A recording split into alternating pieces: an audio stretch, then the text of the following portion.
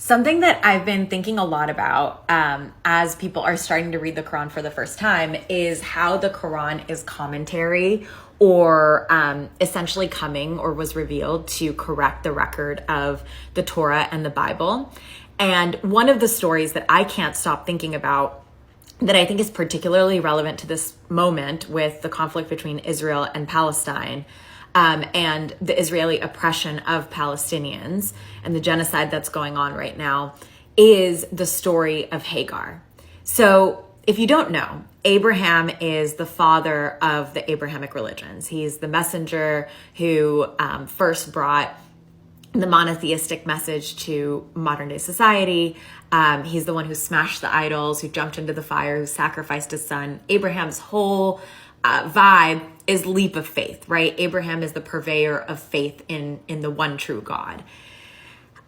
Most people don't know that Abraham had 2 wives. His first wife was a woman named Sarah, and Sarah got really, really old and was pretty barren. And this was kind of a problem because God had promised Abraham that Abraham's children would be the ones who would carry his covenant or promise with God and the message of God. They would be the ones who would bring that to humanity and society over and over again.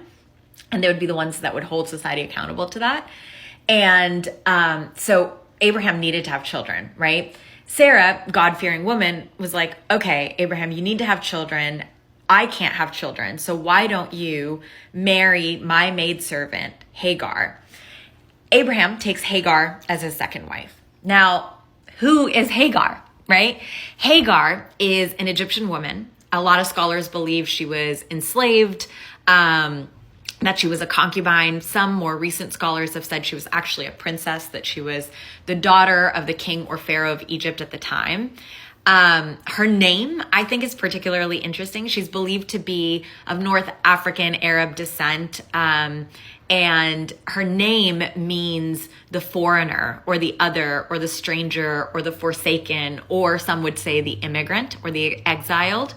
And I think names in biblical texts, right, are really interesting. So this story is from Genesis chapter 16 and chapter 21. And the Quran then comments on it, but the Quran never actually names Hagar by name. Her name in Arabic is hājar, which then it has like similar roots to the word hijra, which is the migration, or to hajj, which is the pilgrimage that Muslims must go on.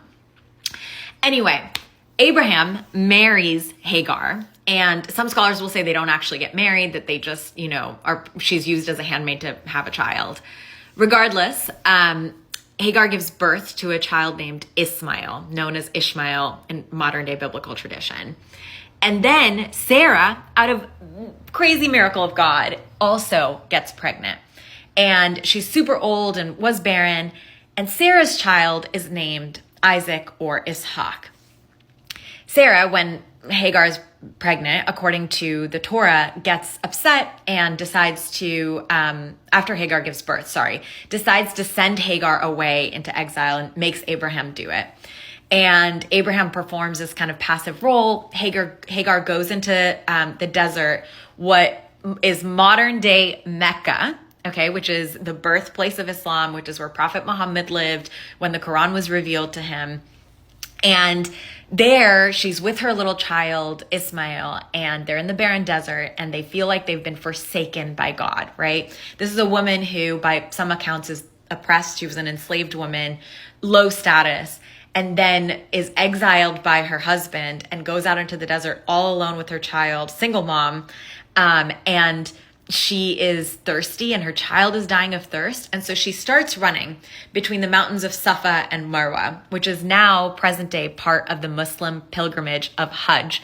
Hājar, Hajj, Hagar, it all connects.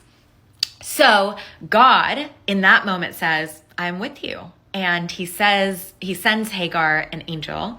You could take that metaphorically or literally, and creates water for her in the barren desert.